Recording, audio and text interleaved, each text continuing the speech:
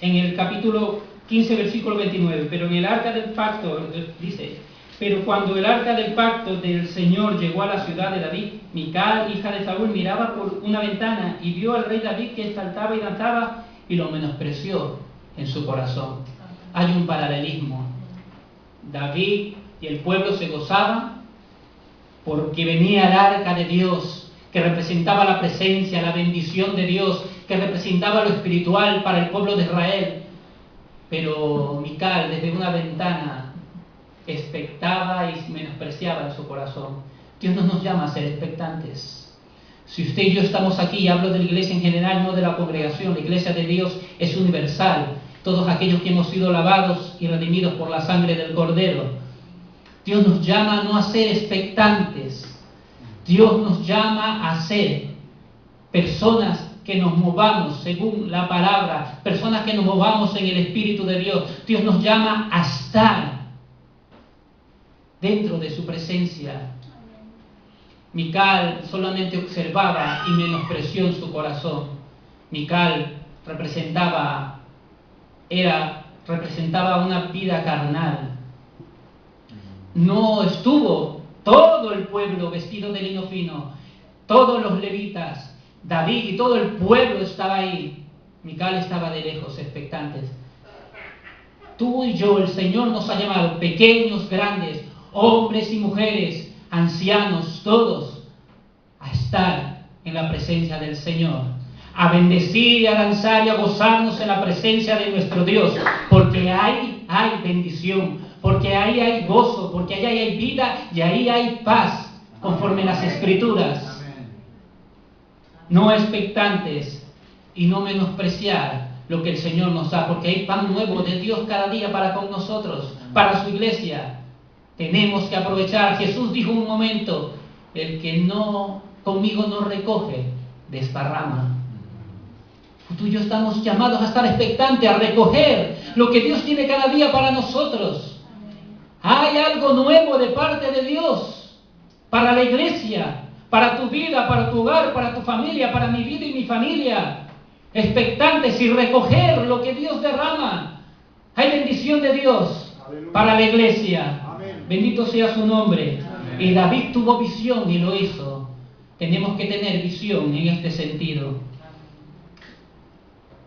Luego retrocedemos al mismo capítulo 3, hermanos, que está aquí mismo.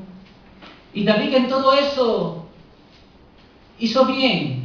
Se preocupó de lo espiritual, la cual usted y yo tenemos que hacerlo, y la iglesia tiene que preocuparse de lo espiritual. David comete un error. Erra de la manera ministrando en manera incorrecta el traer el arca. Y lo vamos a ver conforme a las Escrituras. Dice el versículo 13,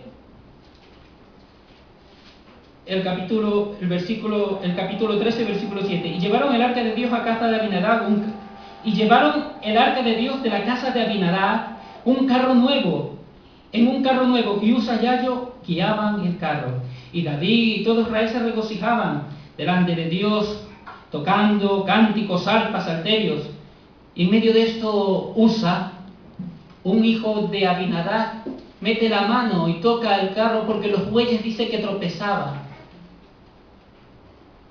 Y el furor del Señor se encendió, versículo 10, contra Usa y lo hirió, porque había extendido su mano en el arca y murió de allí delante del Señor. Y David tuvo pesar porque el Señor había quebrantado a Usa. Por eso llamó a aquel lugar Pérez Usa, el quebrantamiento de Usa. ¿Qué es lo incorrecto aquí de David? Si estaba intentando traer el arca. Lo incorrecto de David fue ministrar de manera incorrecta esta parte espiritual.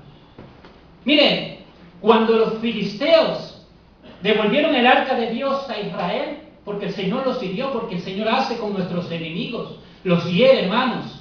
Todo aquel que se levanta contra el pueblo de Dios, todo aquel que se levanta contra ti y conmigo, que somos hijos de Dios, lavados con su sangre, el Señor los hiere.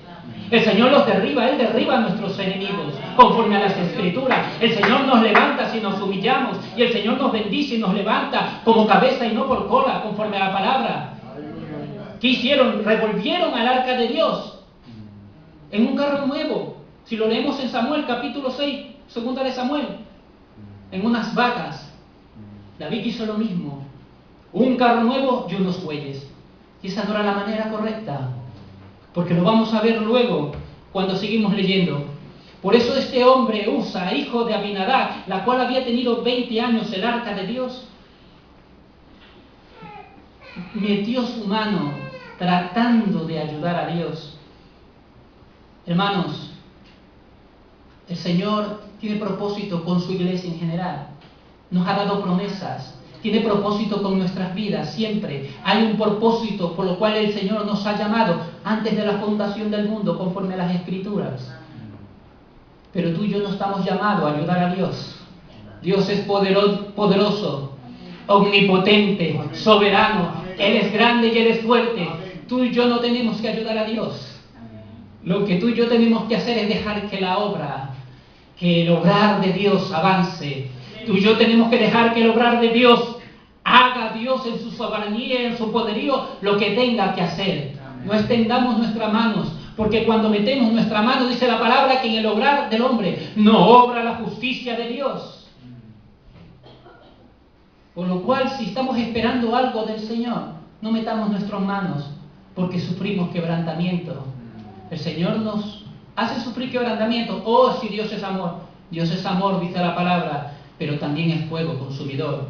Y ese fuego consumidor, la cual dice la palabra, no es para exterminarnos, porque para vida y no para muerte nos ha tomado el Señor. Para salvación y no para perdición, pero a veces nos quebranta para enseñarnos, para corregirnos, para alinearnos a su obrar y a su voluntad. Usa lo hizo de esta manera. Extendió su mano, que leyendo que los bueyes estaban tropezando, viendo, y aunque usted y yo veamos que la promesa de Dios tarda, aunque usted y yo veamos que parece que esto está torcido porque nuestros ojos son tan finitos y nuestra mente tan finita, que no llega al propósito que es alto de Dios, aunque veamos que en esa situación está torcida, Señor, el Señor está obrando, el Señor está trabajando. Jesús dijo: yo y mi Padre hasta ahora trabajamos. El Señor está trabajando por tu vida y por mi vida. El Señor trabaja a favor de la iglesia, aunque no lo veamos con estos ojos. El momento donde la obra esté hecha llegará y el Señor la mostrará para su gloria y para su honra. Es poderoso el Dios en la cual usted y yo creemos.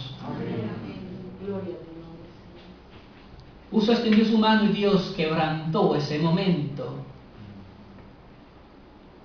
Porque al Señor las cosas sagradas, las cosas santas del Señor, hay que ministrarlas conforme a las Escrituras.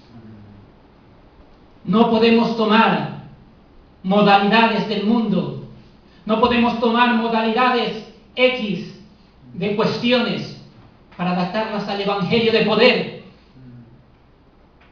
No podemos tomar ninguna modalidades.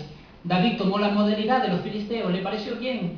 Vamos a hacer un carro nuevo y ensillar bueyes, y ahí el arca del Señor. Por eso el Señor quebrantó ese momento.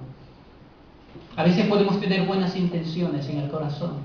A veces tenemos que tener buenas ideas y hacer buenos planes. Si no están conforme a la palabra, el Señor los quebranta y los derriba. La iglesia de Dios, los ministros de Dios, los que sirven en la casa del Señor, tenemos que movernos conforme a las Escrituras.